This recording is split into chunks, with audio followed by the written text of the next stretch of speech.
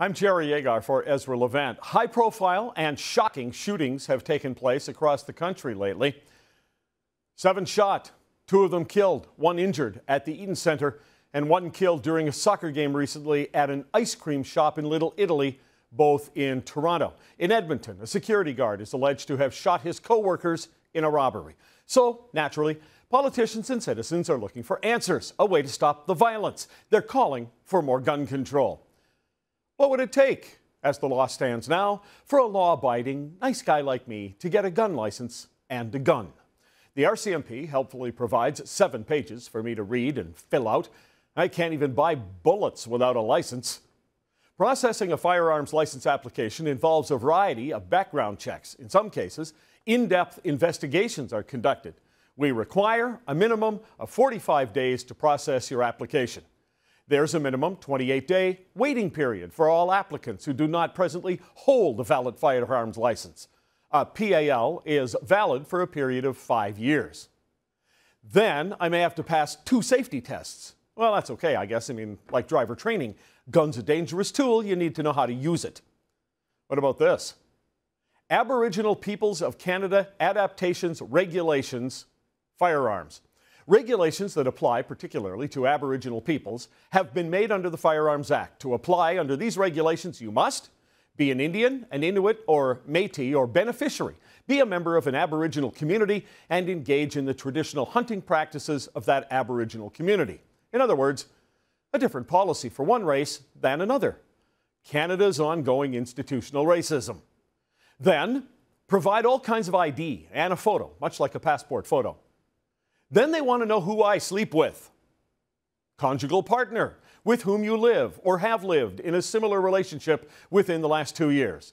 A spouse is a person to whom you're legally married. A common law partner is a person who is cohabiting with you in a conjugal relationship, having so cohabitated for a period of at least 1 year.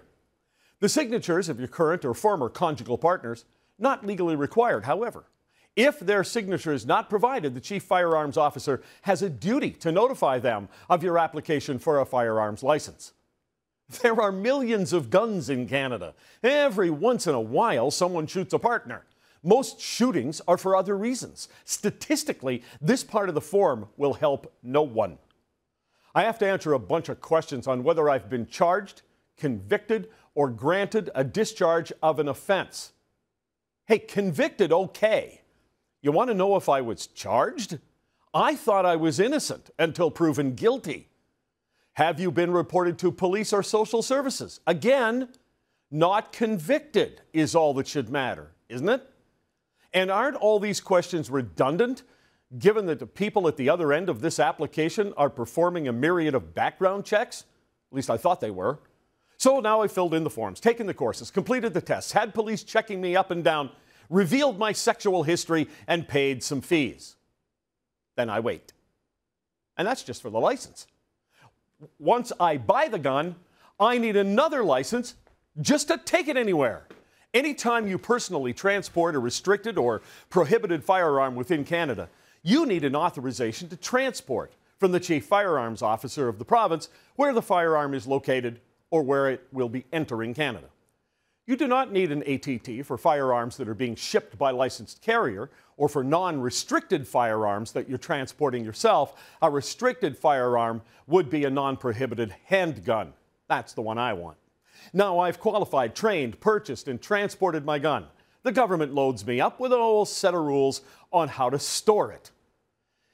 Anybody think gangbangers, bikers, and mobsters are doing any of what I just described?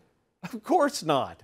This is just a lot of hoop jumping set up to make politicians and do-gooders, as well as those city people so unfamiliar with guns they seem to think it has a mind of its own, feel good about themselves. By the way, it doesn't have a mind of its own.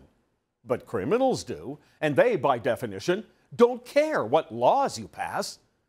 Once again, the government does little to nothing to stop criminals, but as much as it can to add speed bumps and hassles in the lives of ordinary, decent, law-abiding, nice guys like me and you. And consider this. The gun's not the worst weapon.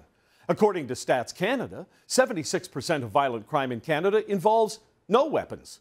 Knives and blunt instruments are the most common forms of weapons.